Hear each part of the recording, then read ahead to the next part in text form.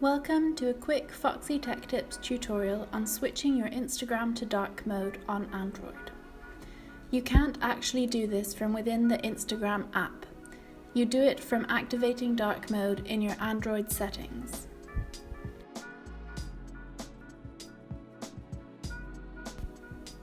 When you are in the settings of your phone, scroll down and tap on Display. Here you will see the dark mode setting. You should toggle it on.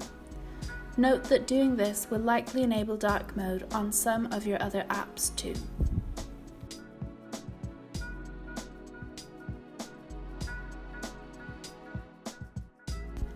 Now we can go back to the Instagram app and, as you can see, dark mode has been enabled.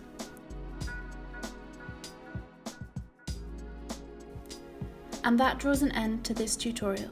Please like the video if it helped you and subscribe to Foxy Tech Tips for more Instagram tutorials.